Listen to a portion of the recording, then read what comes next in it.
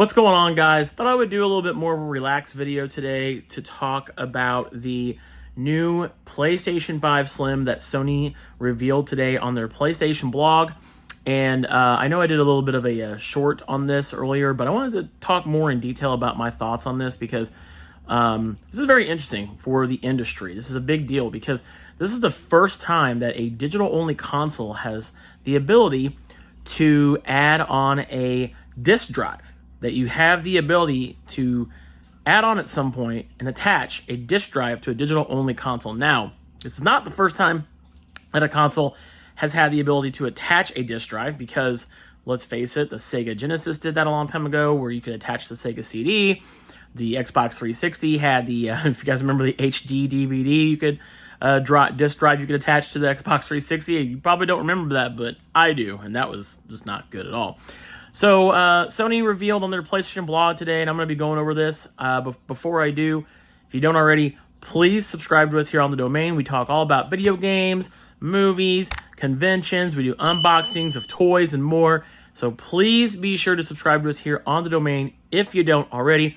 And we're also currently running a giveaway until October 31st at 11:59 p.m. Pacific time, where you can win your choice of a $30 gift card to Steam, PSN, Xbox, Nintendo eShop, and etc. So please be sure to enter that giveaway if you haven't already. There will be a link in the description of where you can do that. Anyway, so let's talk about this. So I'm going to show you guys a few pictures here, and right now you'll be able to see the PlayStation 5 Slim, and you can see that it does look a lot slimmer, although we won't be able to tell until we see this in person whether or not how small or slim this is going to be.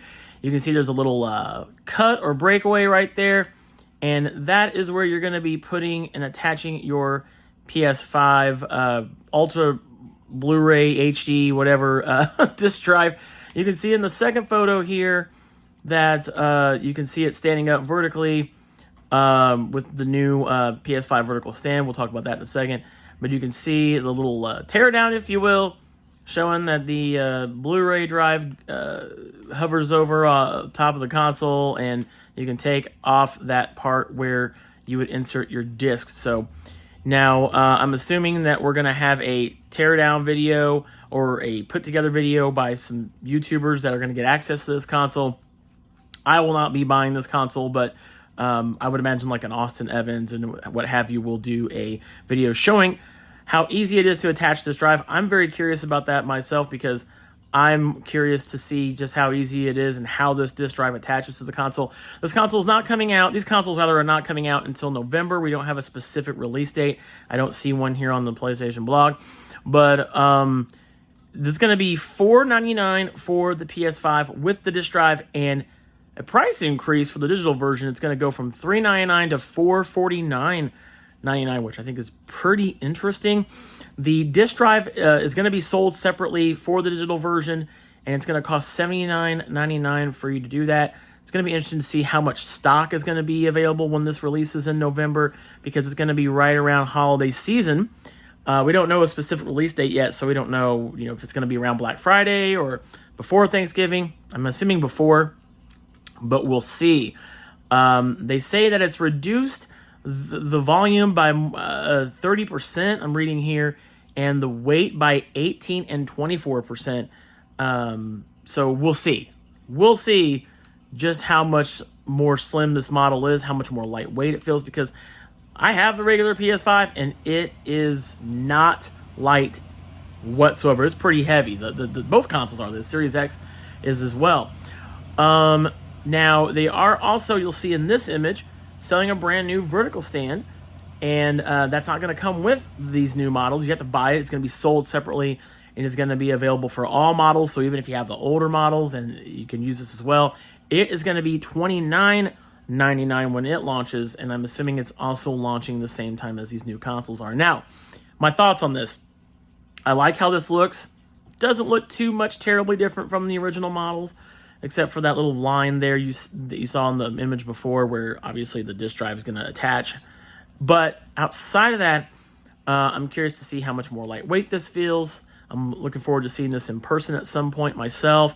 What I'm curious about is how well these are going to sell, because this is the first time in the industry for a digital-only console to be able to attach a disk drive to it. It's an option. And I think that's a great thing for players that don't want to feel like they're locked out of buying discs.